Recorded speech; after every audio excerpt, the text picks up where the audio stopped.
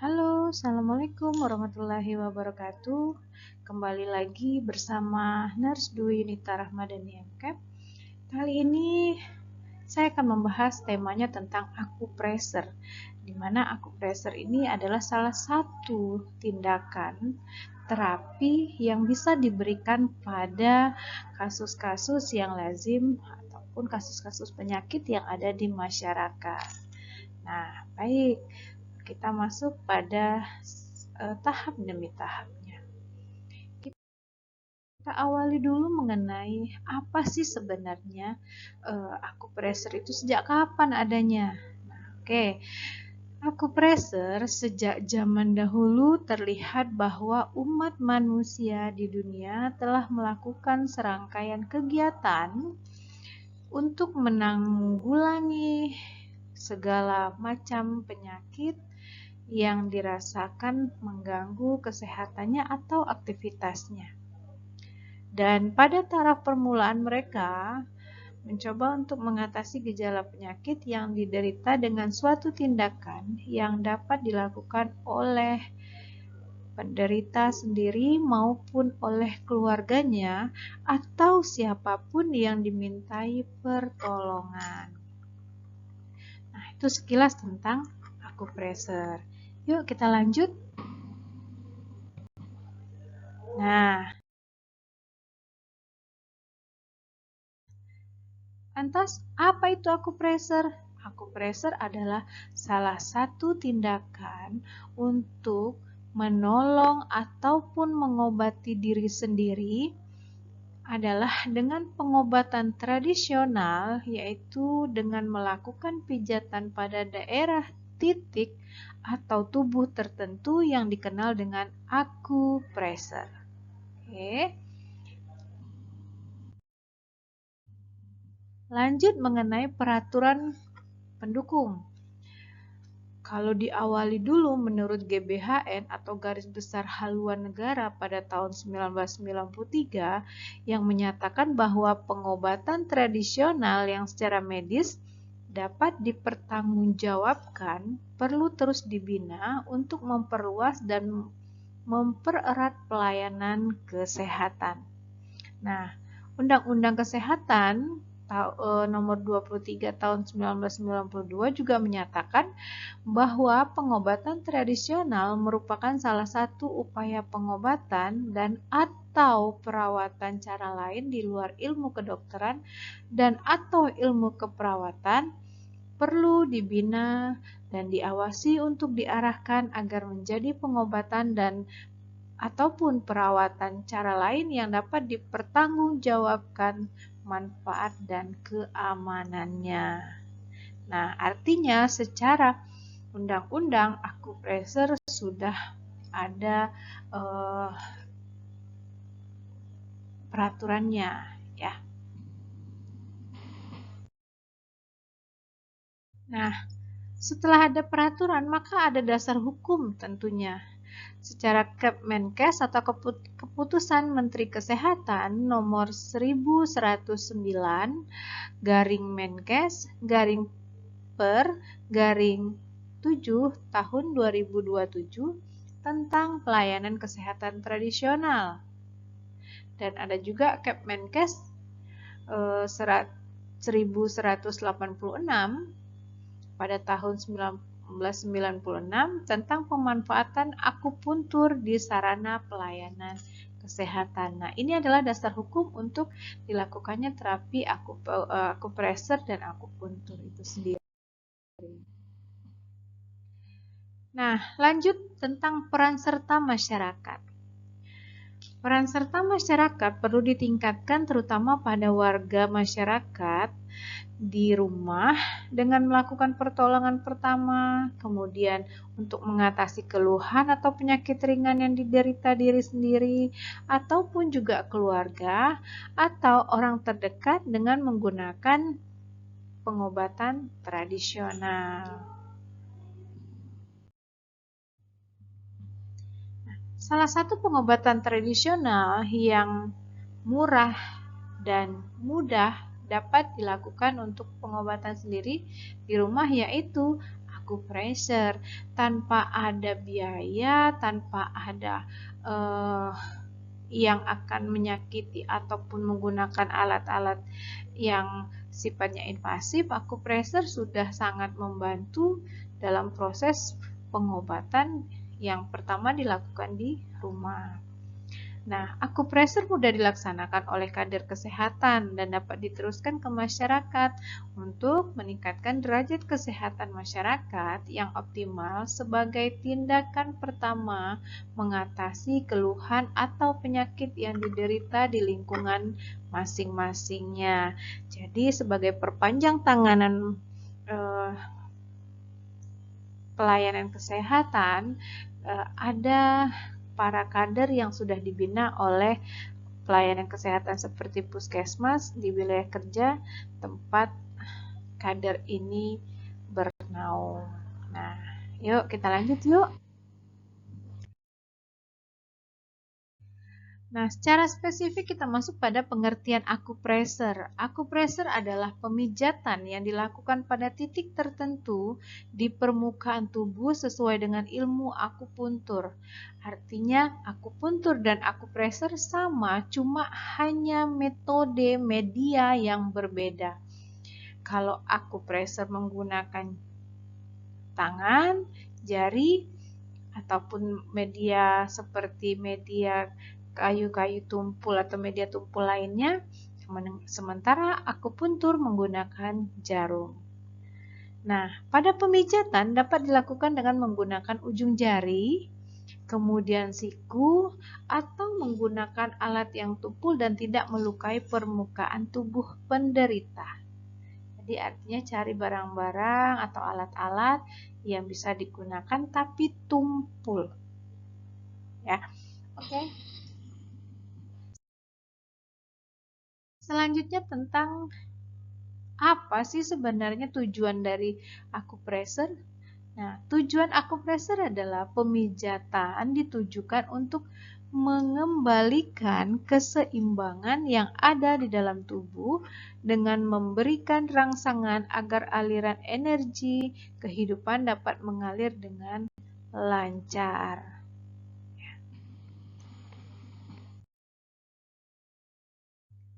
Terus apa nih manfaatnya? Manfaatnya acupressure adalah meningkatkan daya tahan dan kekuatan tubuh yang pertama. Lanjut, yang kedua, bagaimana manfaat acupressure ini untuk mencegah penyakit tertentu. Yang ketiga, mengatasi keluhan dan penyakit ringan. Serta yang keempat, memulihkan kondisi tubuh. Oke, kita masuk pada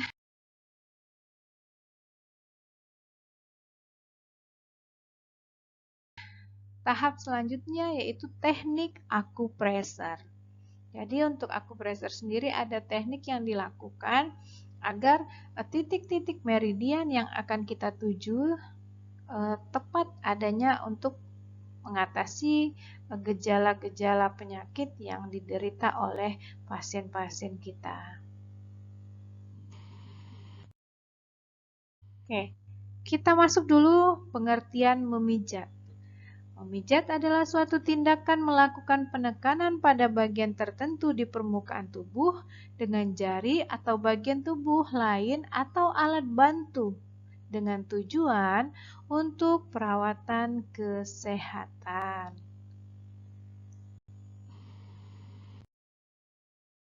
Baik teman-teman, selanjutnya kita masuk bagaimana teknik rangsang namanya. Teknik rangsang ini dilakukan untuk bagaimana kita bisa merangsang titik-titik acupressure yang akan kita pengaruhi mempunyai efek yang baik terhadap tubuh manusia. Nah, perangsangan dibedakan menjadi dua. Pertama, sifatnya penguatan dan sifatnya lagi pelemahan. Ada yang harus dikuatkan dan ada yang harus dilemahkan. Nah, itu adalah salah satu jenis-jenis teknik rangsang yang kita berikan kepada pasien. Nah, kalau gitu apa sih perangsangan penguatan? Nah, kalau perangsangan penguatan, kondisi dalam keadaan yin ataupun lemah, kemudian maksimalnya dilakukan penekanan adalah 30 tekanan ataupun 30 kali putaran. Selanjutnya arah putaran sesuai dengan arah jarum jam kalau kita mau menguatkan, dan tekanan tidak boleh kuat. Pemilihan titik maksimal 10 titik maksimal. Artinya titik-titik akupoin hanya bisa dilakukan maksimal 10 titik dan dilakukan sesuai arah jarum jam. Nah, itu kalau untuk penguatan. Kalau ada penguatan tadi berarti ada pelemahan. Bagaimana pelemahan? Kalau dia pelemahan artinya dia lagi tinggi-tingginya. Kemudian bagaimana kita mengupayakan seperti hipertensi ya, lagi tinggi-tingginya tekanan darahnya, maka kita mengupayakan untuk menekannya, berarti menurunkan. Nah, atau melemahkan. Nah, kondisi tubuh dalam keadaan yang kuat. Jadi tadi ada yin dan sekarang pelemahan itu disebut dengan yang kalau dalam bahasa akupressurnya. Artinya yang itu adalah kuat maksudnya. Nah, pemijatannya 30 kali putaran atau tekanan, arahnya berlawanan dengan jarum jam. Kalau jarum jam itu ke arah kanan, berarti kalau dia untuk melemahkan berarti ke arah kiri, ya. Menguranginya ke arah kiri. Dan tekanan sedang sampai kuat, jumlah titik disesuaikan dengan kebutuhan kalau untuk pelemahan. Jelas ya teman-teman, beda ya antara pelemahan dan penguatan. Satu penguatan itu adalah yin dan pelemahan itu adalah yang. Dengan sama-sama waktu putaran pemijatan 30 kali, yang membedakan mereka adalah putaran untuk yin itu ke kanan searah jarum jam, kalau yang ke arah kiri. Bagaimana menurunkannya, melemahkannya ke arah berlawanan arah jarum jam. Ya. Nah, apa alat-alat yang dibutuhkan untuk pijat? Pertama, alat-alat berupa anggota gerak. Pertama ada jari tangan, kemudian menggunakan siku, menggunakan telapak tangan juga bisa. Ada juga pangkal telapak tangan. Ada juga yang menggunakan kepalan tangan. Tergantung masing-masing dan lokasinya yang mana, maka menggunakan jenis anggota gerak yang mana untuk dilakukan sebagai alat pijat.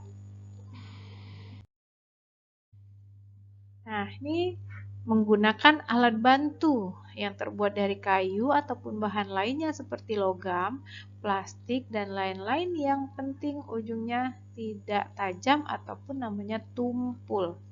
Ini adalah contohnya ya, beberapa contoh alat bantu yang digunakan beserta bahan lainnya berupa bahan minyak pelicin. Bisa diantaranya minyak zaitun, kemudian minyak VCO, ya. Nah, hal-hal seperti itu atau body lotion itu bisa dilakukan sebagai media bahan, sebagai bahan minyak pelicin. Oke. Lanjut teknik pemijatan. Yang pertama, menekan menggunakan ibu jari atau menutup dengan jari telunjuk. Contohnya pemijatan pada kepala, pada tangan, pada kaki, dan dada dan perut. Itu adalah teknik menekan menggunakan ibu jari. Nah, ini adalah contohnya. Ibu jari digunakan untuk menekan, dan contoh pada telunjuk seperti ini. Ya, antara kiri dan kanan dia sama-sama satu tempat misalnya, tapi medianya hanya menggunakan jari, bisa menggunakan jari jempol atau ibu jari, dan satu lagi juga bisa menggunakan jari telunjuk, tergantung jari mana yang dianggap kuat untuk menekan. Baik, kita lanjut. Yang kedua, menekan menggunakan pangkal atau sisi telapak tangan atau siku. pada contohnya pemijatan daerah punggung, paha, dan bokong, karena daerah-daerah tersebut ada tulang belakang, kemudian otot-ototnya juga lebih tebal, ya. Nah, ini contohnya menggunakan telapak tangan ataupun menggunakan siku, ya, gini. Jadi dia membutuhkan energi yang kuat sehingga menggunakan media juga yang cukup kuat. Nah, yang ketiga adalah mendorong ataupun menggosok sepanjang jalur meridian menggunakan ibu jari atau pangkal telapak tangan. Contohnya pemijatan pada lengan, kaki, dan punggung. Ya, itu kita lihat berikut gambarnya. Ini dia. Menggunakan cara mendorong ataupun sifatnya menggosok. Itu yang bisa dilakukan salah satunya pada media seperti di punggung juga bisa, ya, di tangan pangkalangan bisa. Ini salah satu contoh dengan metode mendorong atau menggosok. Yang keempat adalah teknik memijat dengan cara menjepit mengenai dua titik sekaligus. Nah, jadi artinya 4 jari dan ibu jari sama-sama melakukan penekanan, pemijatan, sehingga hasilnya maksimal. Nah, seperti ini contoh gambarnya. Nah, ada juga teknik pemijatan seperti meremas.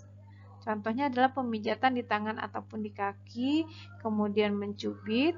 Yang ketujuh, dengan cara menggetarkan, yaitu menekan titik akupresur menggunakan jari atau telapak tangan sambil digetarkan. Nah, itu tidak perlu media tambahan, menggunakan tangan kita saja sudah cukup, ya. Ini contohnya. Ini adalah contoh metode pemijatan akupresur dengan menggunakan gaya menggetarkan.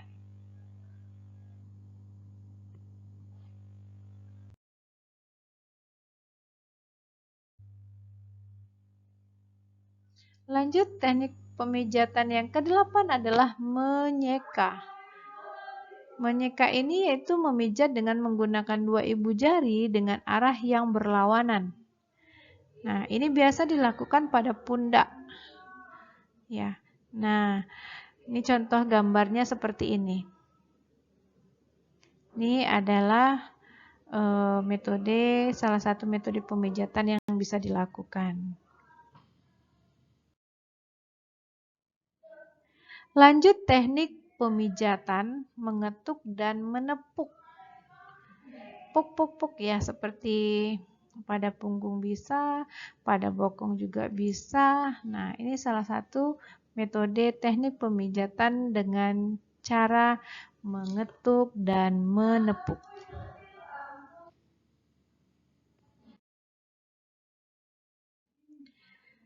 Yang ke-10 adalah dengan teknik pemijatan mengusap. Ya, mengusap dengan menggunakan telapak tangan. Seperti kita mengusap pada bagian tubuh umumnya, nah seperti itulah kita melakukan teknik pemijatan tersebut.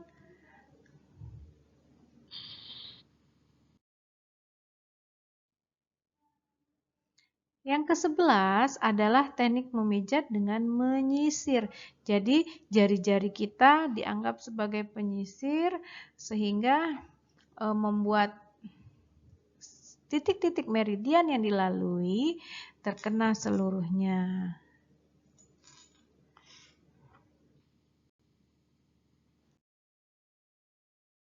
Lanjut, yang ke-12 adalah metodenya menggunakan menggosok ataupun mengkucek.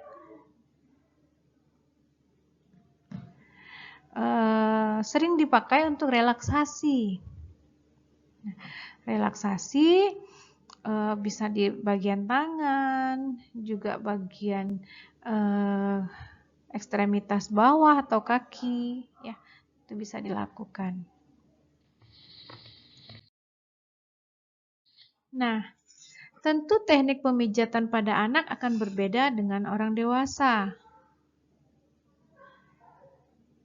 Cuma yang membedakannya adalah daya tekannya. Kalau soal teknik dia sama, tapi yang membedakan adalah daya tekannya.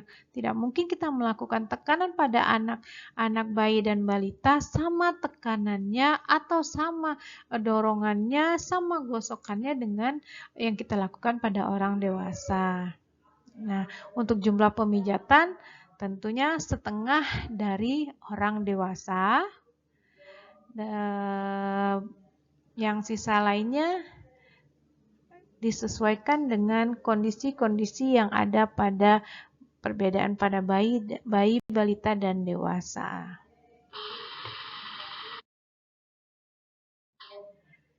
Nah, akupressure untuk perawatan kesehatan apa saja sih yang bisa diberikan? Pertama, meredakan batuk. Ini banyak sekali sudah dilakukan. Sebenarnya ibu-ibu di rumah tangga juga sudah banyak yang melakukan akupressure untuk meredakan batuk pada bayi, balita, dan anak-anak. Yang kedua, meningkatkan nafsu makan. Ya. Yang ketiga, mengatasi gatal biduran. Yang keempat, mengatasi kram otot. Akupressure juga bisa mengurangi sakit kepala. Ini juga banyak yang melakukan. Akupressure juga bisa mengatasi stres, dan akupressure juga bisa mengatasi mual dan muntah. Nah. Selanjutnya, akupressure bisa meningkatkan daya tahan tubuh. Ada titik-titik meridian, titik-titik akupressure yang bisa ataupun yang kerjanya adalah untuk meningkatkan daya tahan tubuhnya. Yang ke-9 mengatasi sulit tidur, yang ke-10 mengatasi sakit pinggang, yang ke-11 akupressure juga bisa mengatasi sesak napas.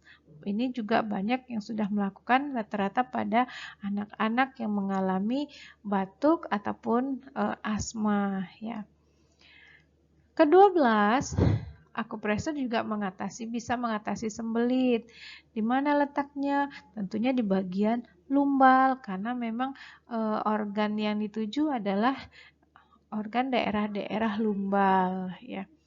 Yang ke-13, ibu nifas dan menyusui untuk merangsang bagaimana ASI bisa keluar, kemudian peredaran darah berjalan dengan lancar. Nah, itu salah satu atau beberapa manfaat dari pijatan akupressure. Nah, lantas kondisi yang tidak boleh dilakukan akupressure yang mana? Pada siapa saja? Pertama yang perlu kita garis bawahi, yang perlu kita ingat bahwasanya ibu hamil jangan dilakukan akupressure. Yang kedua, kondisi terlalu kenyang ataupun terlalu lapar, takut ketidakstabilannya. Dan yang ketiga, emosi yang labil. Jangan, nanti dia lagi nggak stabil, kita akupressure, tambah ngamuk, dia nanti ngerasa sakit dan lain-lain. Yang keempat, tubuh sangat lemah. Khawatirnya ketika tubuh sangat lemah, di akupressure energinya akan tambah down ya, tambah lemah. Yang kelima, diketahui ada kelainan pembekuan darah ataupun hemofili dan kasus gawat darurat. Jadi, akupressure tidak boleh dilakukan pada 6 poin ini. Ini benar-benar diperhatikan sehingga kita tidak sembarangan melakukan akupressure. Selanjutnya kasus yang memerlukan operasi, ya. Kalau memang anjurannya dokter operasi, ya memang harus operasi, jangan dipaksa. Kemudian yang ke-8 sedang makan obat pengencer darah, kemudian kanker, yang ke-10 penyakit akibat hubungan seksual, penyakit infeksi, dan ada luka bakar ataupun borok ataupun luka parut pada tubuh pasien. Nah, ini dia orang-orang yang ataupun siapa-siapa saja yang tidak boleh dilakukan akupressure. Baik. Selanjutnya, hal-hal yang perlu diperhatikan. Kondisi yang tidak boleh dilakukan akupresur, terlalu lapar ataupun terlalu kenyang, terlalu lemah sekali. Nah, artinya kalau terlalu kuat boleh, tapi terlalu lemah jangan, nanti tambah drop khawatirnya. Ketidakcukupan energi yang diambil ataupun yang dilakukan pada pasien karena energinya menahan rasa sakit yang ada akibat tekanan. Nah, bagaimana dengan kondisi ruangan? Apakah semua ruangan boleh lakukan untuk akupresur? Kita lihat. Yang pertama mengenai suhu. Suhu jangan terlalu panas maupun terlalu dingin. Sehingga ketika terlalu panas ataupun terlalu dingin, klien-klien kita ngerasa gelisah. Ketika sudah gelisah, posisi pun sudah tak nyaman, kemudian akibatnya kita melakukan terapi tidak pas atau tidak mantap sesuai anatomi fisiologi tubuh yang akan dirangsang oleh pada saat penekanan akupresur tersebut. Yang kedua, sirkulasi. Nah, sirkulasi tentunya jangan ruangan yang pengep, yang nggak ada ventilasinya. Usahakan ada ventilasi, suasana juga merasa segar, maka otomatis klien-klien kita atau pasien-pasien kita akan merasa nyaman, tenang berada di ruangan tempat kita lakukan akupresur tersebut. Selanjutnya, sarana dan prasarana tentulah yang harusnya bersih. Jadi klien kita nyaman, menghirup udara juga nyaman gitu ya. Dan terakhir adalah pencahayaan cukup terang. Kalau suasananya gelap, remang-remang, nah khawatirnya nanti pasien ataupun keluarga pasien menjadi tanda tanya, kok gelap-gelapan begini ya? Seolah-olah seperti ada apa gitu. Makanya kondisi ruangan yang baik itu, yang tepat itu adalah suasananya harus tenang, kemudian juga bersih, sehingga kita yang memberikan terapi ataupun pasien yang diberikan terapi, yang menerima terapi, sama-sama nyaman ketika dilakukan tindakan terapi ini. Nah, kalau sudah sama-sama nyaman, kita bekerja pun bisa maksimal. Nah, gitu ya. Selanjutnya, ini adalah contoh penanganan akupresur pada titik-titik. Pada titik-titik ini kita lakukan untuk mengatasi balita, meredakan batuk ya.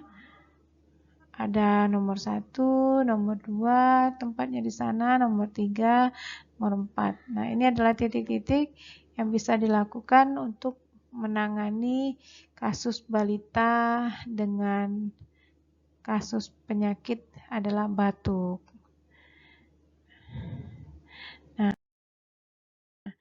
baik teman-teman semua, inilah sekilas tentang akupresur, yang dimana akupresur sendiri jangan dianggap sepele ataupun sederhana, tapi akupresur ini sangat memberikan manfaat yang luar biasa untuk bagaimana pemulihan ataupun pengobatan dari penyakit-penyakit yang muncul pada tubuh kita ataupun tubuh klien-klien kita. Nah, untuk itu pesan saya, sebelum kita melakukan akupresur kepada orang lain, maka alangkah baiknya si pemberi terapi juga sehat badan dulu, sehat fisik dulu, sehat psikis dulu. Karena dalam keperawatan holistik adalah sehat secara bio, psikososial, spiritual. Ketika secara holistik sudah menunjang menjadi lebih baik, maka otomatis kita menangani pasien kita pun sudah sangat-sangat nyaman dan diterima nyaman juga oleh pasien-pasien kita. Oke, baik. Sekian dulu yang dapat saya sampaikan mengenai akupressure. Sampai jumpa pada pertemuan berikutnya dengan mengucapkan alhamdulillahirabbil alamin. Wassalamualaikum warahmatullahi wabarakatuh. Sampai jumpa.